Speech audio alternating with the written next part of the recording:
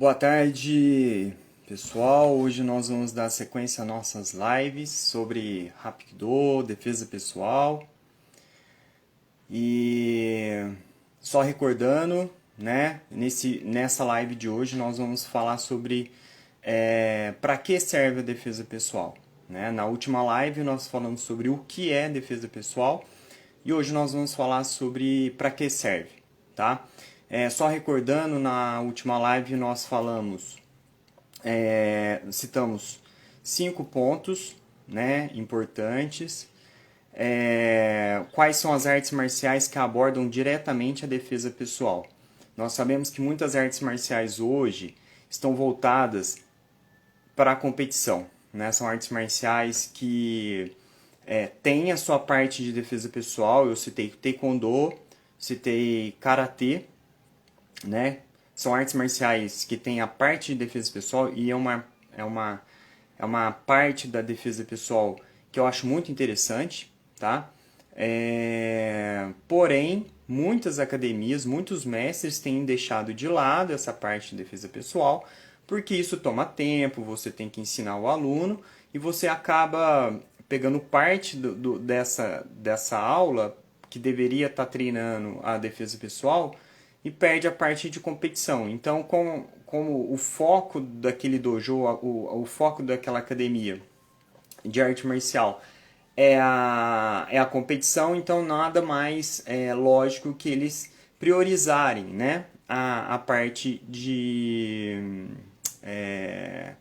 combate competitivo. Tá? Boa tarde, Kyosanin Koga, Hapkido, presente, Luiz André Ferreira, sejam bem-vindos, Luiz Felipe Carrijo, pessoal aí do Instituto, alguns alunos. O pessoal vai entrando aí, a gente vai comentando. Bom, então, dentro dos 5 pontos que nós falamos na última live, então nós falamos quais são as artes marciais que abordam diretamente a defesa pessoal, né? Depois nós fizemos um paralelo entre defesa pessoal e competição. Porque aí nós vimos lá a questão assim, essa arte marcial ela é mais competitiva, essa arte marcial é mais puramente defesa pessoal, né? E o que define isso? Por exemplo, Taekwondo soca, boxe soca, o Karatê tem a parte de soco, o Hapkido tem a parte de soco, o Krav Maga tem a parte de soco. Então a gente viu as diferenças de um soco de competição para um soco de defesa pessoal, a questão dos equipamentos, né? Porque na rua nós não vamos ter o equipamento, então a gente viu aquela dependência que se cria em relação ao equipamento. A parte psicológica da defesa pessoal. O que seria isso, né? A psicologia da defesa pessoal é você ter a condição mental de reagir a uma situação e não travar, né? Eu usei o termo travar, a pessoa ficar sem reação perante a uma agressão. E isso, pessoal, é muito comum. Você pode pegar um praticante com anos de experiência e ele citar que durante uma situação ele não teve reação, né? Ele pode não ter a reação porque analisou o ambiente, ele analisou o cenário e não quis reagir, ou ele não reagiu porque realmente o psicológico dele não permitiu. Tá? Então, assim, é um outro ponto que nós vimos na live anterior. A prevenção, você tem um sistema de prevenção. Tá? Mandar um oi aí também pro Jorge Henrique Sanches, o Sano, do Hapkido, o Ayrton Davi, sejam bem-vindos, pessoal. Então, esse sistema que você cria de defesa pessoal, essa ideia que você tem de se portar perante algumas situações que você julga ser perigosa, né? Então, por exemplo, estacionar o veículo numa rua escura, uma rua com pouco movimento, à noite. Chegar em casa, né? Você está lá com o seu carro, você vai chegando em casa e você nota que tem pessoas que você não conhece, que não são vizinhos, né, próximo ao portão da sua casa ou algum carro, né, você está chegando na sua casa ali, está dirigindo, aí na hora que você vai entrar, vai acionar o portão, você olha que tem um carro com 4 pessoas dentro, você já falou, opa, quem que são essas pessoas? Então você começa a ficar mais atento a esse tipo de situação, né? Por exemplo, uma pessoa que pratica arte marcial, que entende de defesa pessoal, que entende que as situações podem ocorrer das mais diversas maneiras, eu não vou chegar em casa falando no celular, dirigindo meu carro totalmente distraído, aciono o portão eletrônico ali e quando eu menos espero, sou abordado dentro da garagem da minha casa, né? Isso principalmente em cidades grandes como São Paulo, Rio de Janeiro, Campinas, né? Eu vejo muitos casos acontecendo no entorno de São Paulo, da pessoa ser abordada quando ela está entrando ali na garagem, né? Ela vai estacionar o carro e está totalmente distraída e aí ela é abordada, né? Até esses dias eu vi um vídeo de uma mulher que aí ela põe a ré no carro e sai, arranca o portão e aí os possíveis assaltantes ali ficam sem reação, né? Mas ela arranca o portão da garagem, né? Amassa todo o carro e tal e sai em fuga. Mas talvez ela poderia ter evitado isso se talvez ela tivesse, né, uma visão um pouco mais ampla, né, desse tipo de risco, né? Nós falamos também das armas improvisadas, então são armas que eu posso usar como uma caneta, qualquer objeto que esteja no ambiente, um celular, uma caneta, uma bolsa, uma mochila, uma toalha, né? Uma faca de cozinha que não é uma faca, não é uma arma, mas ela pode se transformar, uma tesoura.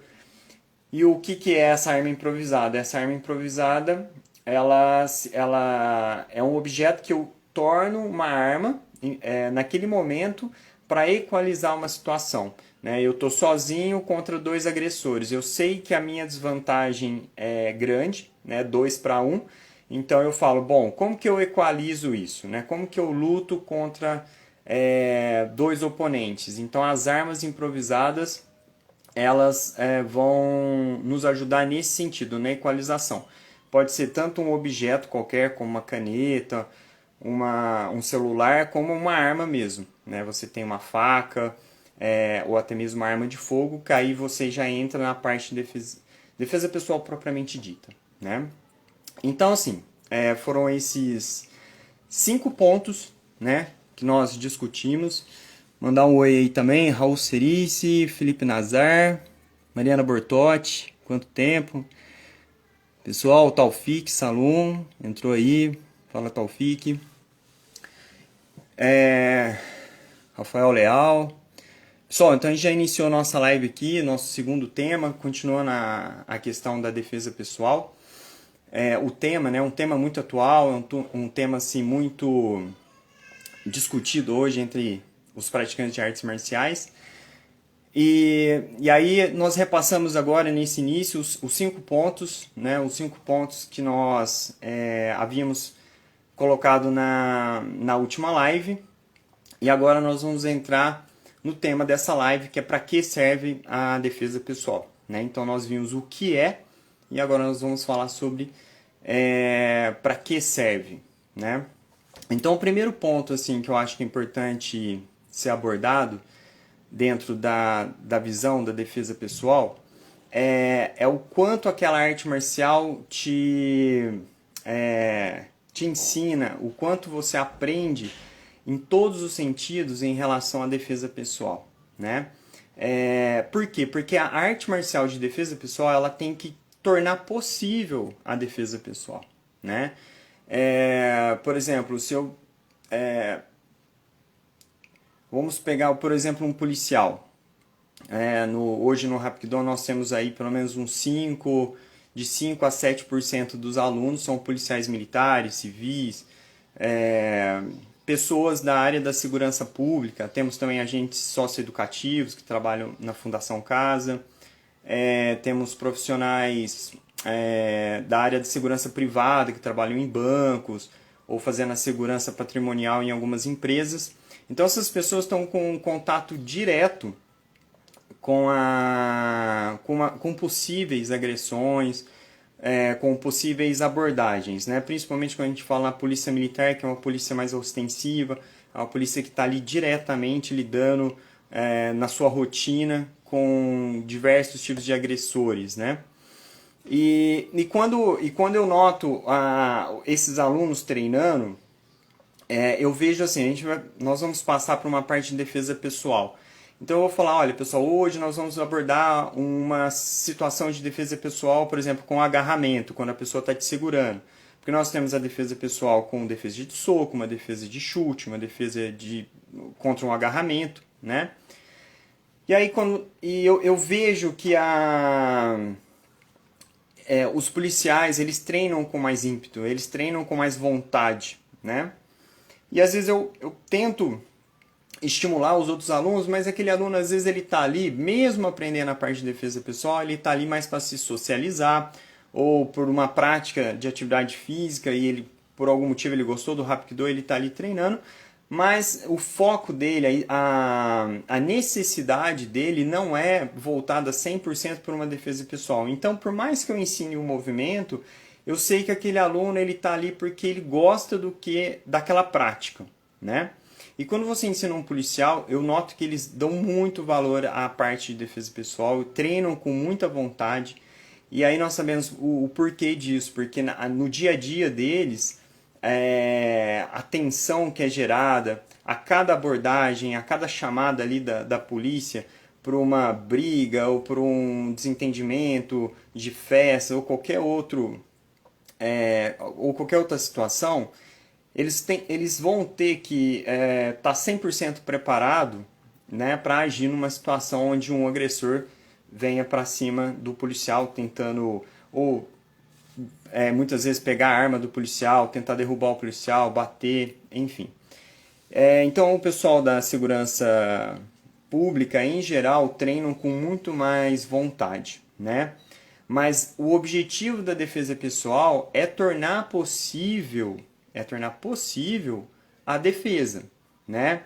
Então, por exemplo, se eu começar a trabalhar movimentos muito fantasiosos, movimentos muito complexos, né? O que seria um movimento fantasioso? Seria movimentos mais acrobáticos, movimentos que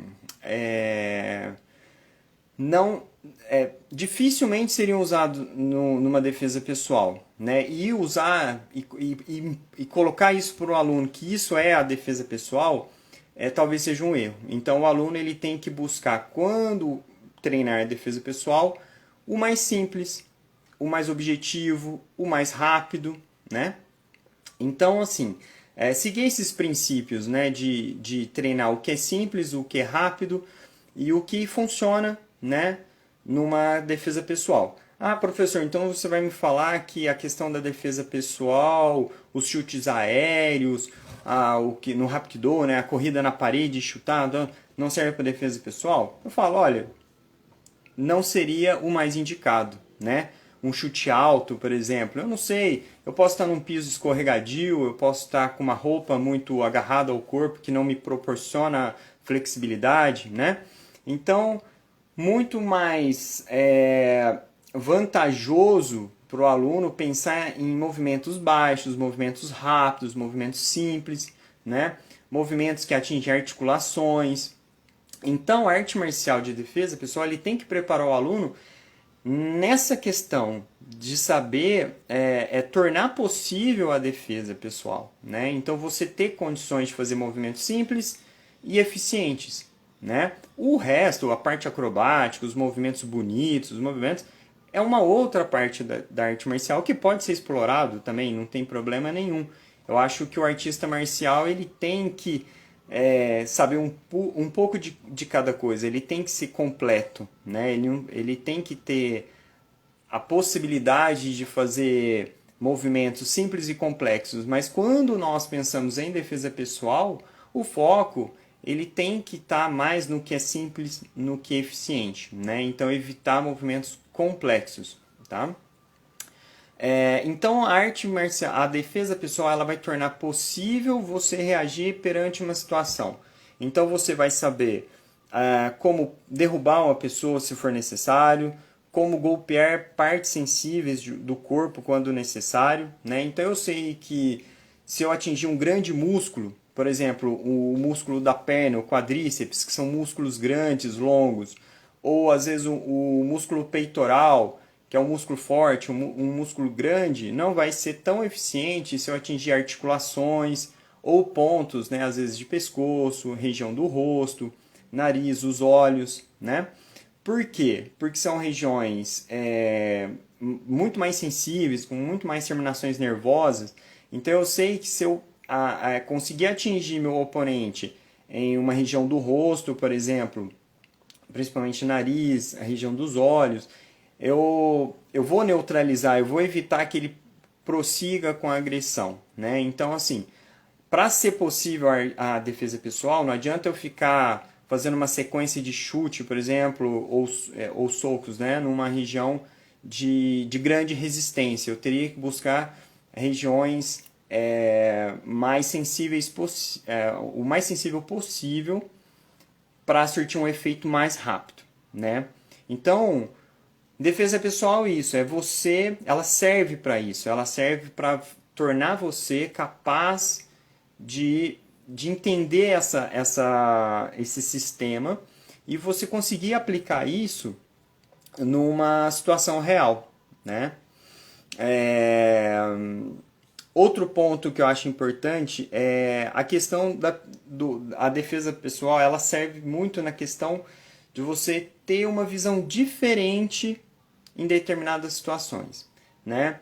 Então, por exemplo, se você treina na sua academia uma defesa contra uma arma, uma faca, ou contra qualquer outro tipo de ataques, você, numa determinada situação, você vai avaliar se aqueles agressores não estão portando algum objeto, por exemplo, um soco inglês, um pedaço de pau, uma barra de ferro, um pedaço de corrente, porque você não fica totalmente preso na situação de forma que você não enxerga não tem essa visão periférica, né?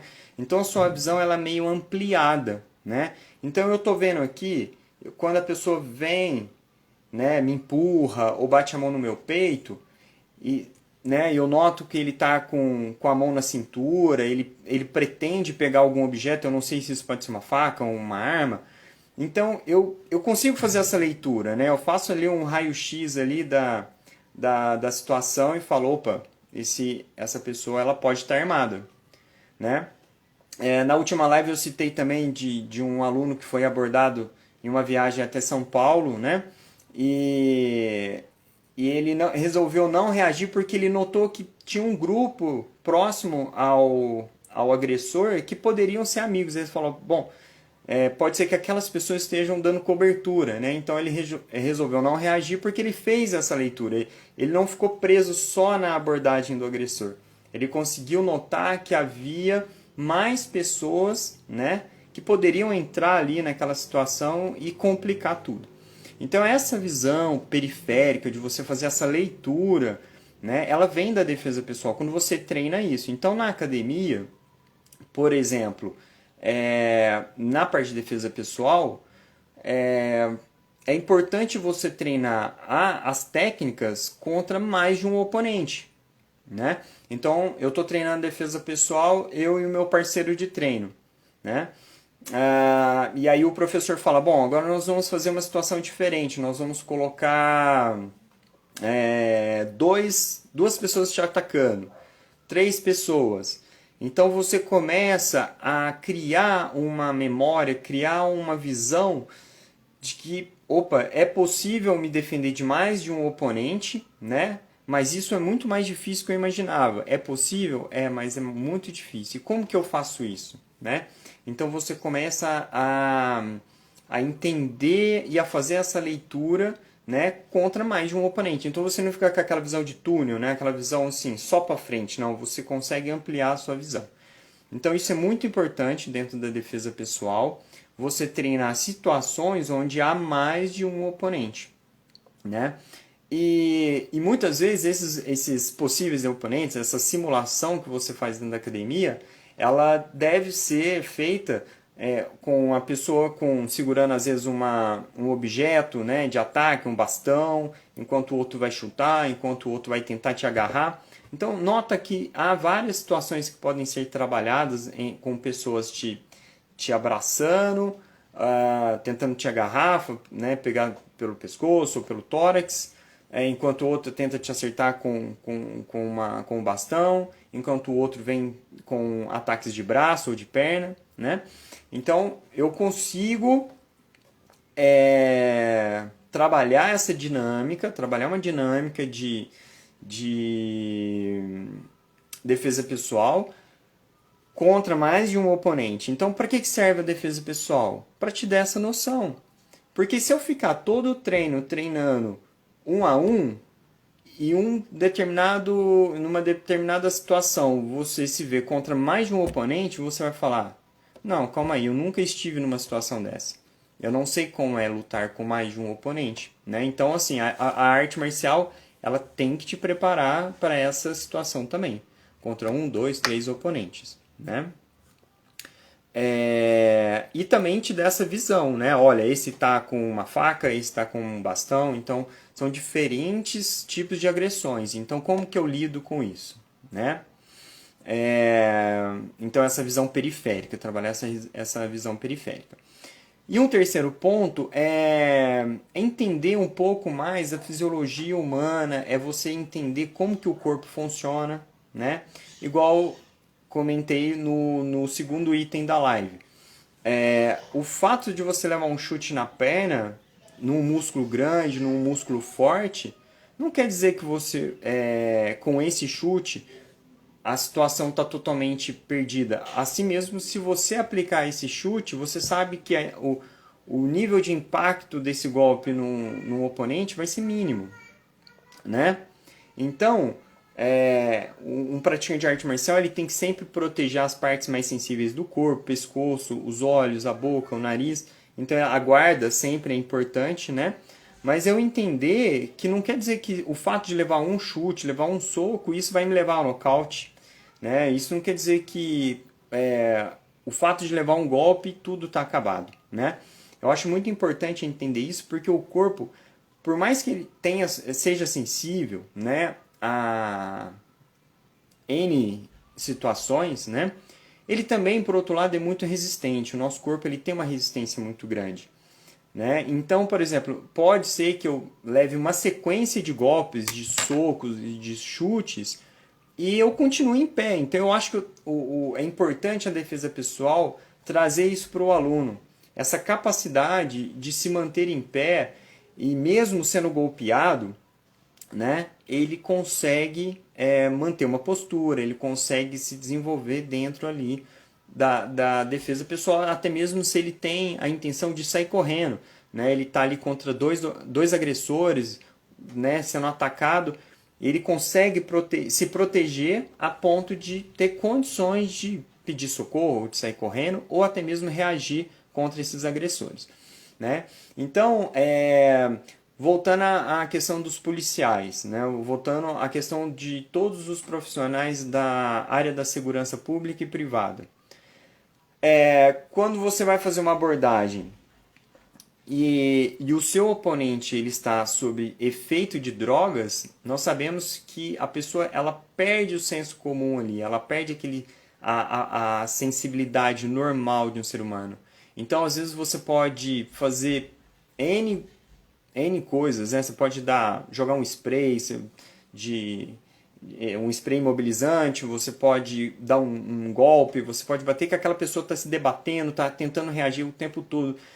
E você que está no estado normal, apesar da adrenalina elevada, você está no estado de adrenalina muito grande, aquela pessoa que está sob o efeito de drogas, ela pode apresentar uma força descomunal. Ela pode apresentar assim, algo assustador para quem está realizando a imobilização. Então o policial, o agente de segurança em geral, ele tem que ter essa noção. Ele tem que entender que quando a pessoa estiver sob o efeito de alguma droga, ele pode potencializar a força dele né? E isso pode assustar o profissional. Então o profissional tem que estar preparado para isso também, né?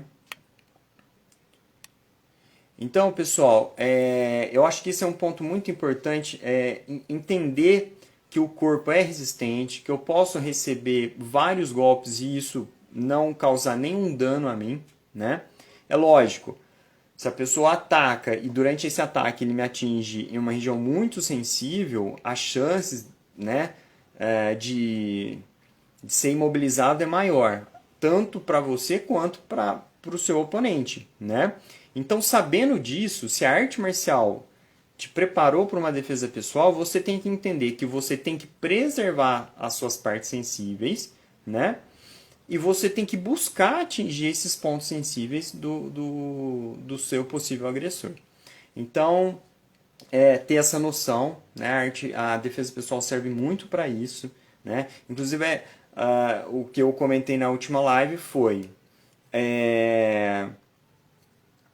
tudo que é proibido numa competição, golpes na nuca, golpes na região do rosto, né? Pescoço, regiões genitais, articulações, né? Tipo golpes de chave em joelho ou no cotovelo, né? Ou a torção de punho muito forte, que às vezes é proibida em algumas competições. Todos os golpes que são proibidos para o mundo da competição são os golpes permitidos para defesa pessoal. São esses pontos, são esses golpes que eu devo procurar. E então, se eu sei que esses pontos são sensíveis, que são esses pontos que eu devo atingir durante uma defesa pessoal, eu tenho que me preservar, né? Então eu procuro sempre me proteger em relação a esses pontos e sempre atingir esses pontos no meu oponente, né? Então esse conhecimento de anatomia humana, né? Essa questão da fisiologia também, quando o seu oponente está sob o efeito de alguma droga, né? Tudo isso é importante ser levado em consideração durante a defesa pessoal, tá? Então, só retomando, pessoal, nós vimos para que serve a defesa pessoal? Torna possível a defesa. Então, eu consigo reagir a uma situação de defesa pessoal porque eu estou fisicamente e psicologicamente preparado para aquela situação, né? Então, assim, a defesa pessoal ela serve para isso. Ela torna possível você se defender numa situação de risco, porque você está fisicamente, psicologicamente preparado, né? O segundo ponto é você ter o aumento da visão, é você ter essa visão periférica, né, que eu citei. Mandar um abraço aí também pro Evandro, pro mestre Alex Pimenta, né, lá de Curitiba. Um abraço a todos. Pessoal da MPS Treinamento aí também que está presente. Pessoal, então, continuando aqui, né, a questão dos 3 pontos que nós estamos abordando hoje. Então, o segundo ponto é o aumento da visão, a questão da visão periférica, é notar se o meu agressor não está portando algum objeto, que pode ser uma faca, pode ser uma corrente, uma barra de ferro, ou até mesmo uma arma. Então, para eu poder me portar corretamente numa situação de perigo, eu tenho que entender que esse oponente não tem regra, né? A gente não está lidando com uma competição. Então, esse oponente ele pode estar portando qualquer tipo de objeto, né? Que pode me causar um dano. Então, ter essa visão periférica e entender também que esse oponente ele pode estar sozinho, como ele pode estar acompanhado de um segundo ou um terceiro agressor que não está ali no momento, mas está preparado para uma situação de emergência, né? Para ele poder entrar na situação e em grupo eles tentarem causar o efeito de coagir ali a pessoa, né? Então, se eu tenho essa visão, se eu começo a notar que há mais de um oponente, eu tenho que ter essa visão, eu tenho que me preparar para uma possível defesa contra mais de um oponente, ok? E o terceiro ponto é o conhecimento sobre a parte humana, anatomia humana, saber os pontos mais vulneráveis do corpo, né? Entender que isso numa situação de competição não é permitido, porém numa situação de defesa pessoal são os pontos que devem ser usados, né?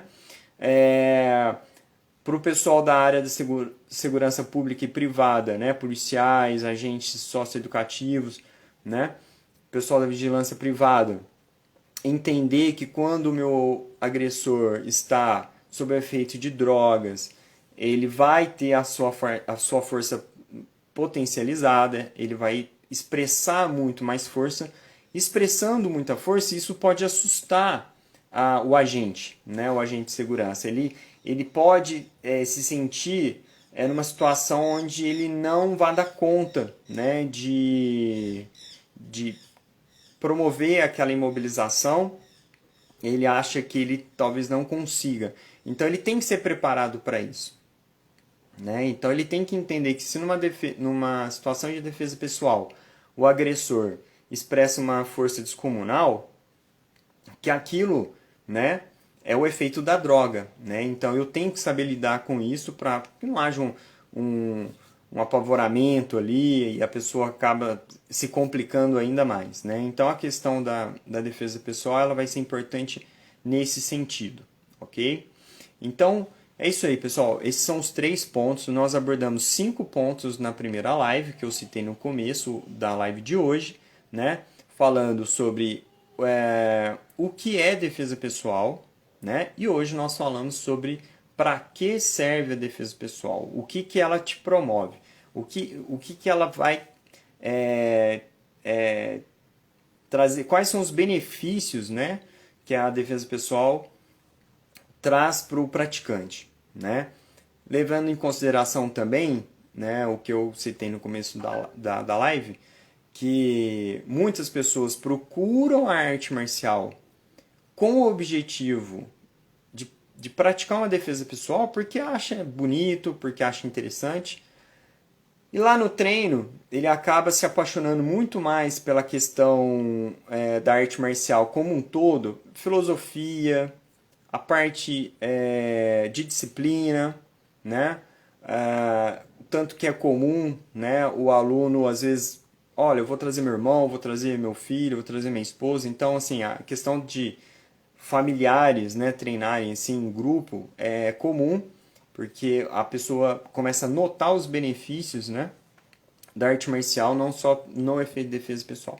E a parte de defesa pessoal propriamente dita, muitas vezes o aluno treina, mas ele não treina com tanto ímpeto, não treina com tanta vontade, porque não é, né, apesar da questão da defesa pessoal ter levado o aluno até a academia, não é o principal objetivo. Ele vê muito mais benefício na prática do alongamento, da respiração, do condicionamento físico, né, do metabolismo que melhora, né? Então ele fala, olha, eu estou muito mais disposto, eu estou uma pessoa mais animada, né? Por quê? Porque a prática de atividade física, ela proporciona isso à pessoa. Então a questão da defesa pessoal para esse praticante acaba ficando de forma secundária.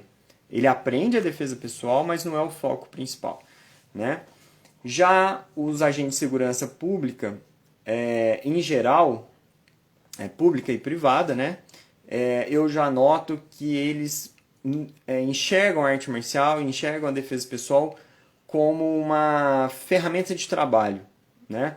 Então ele vai associar a profissão ao conhecimento ali da arte marcial para quê? Para ele ter maior poder de ação durante o trabalho, né?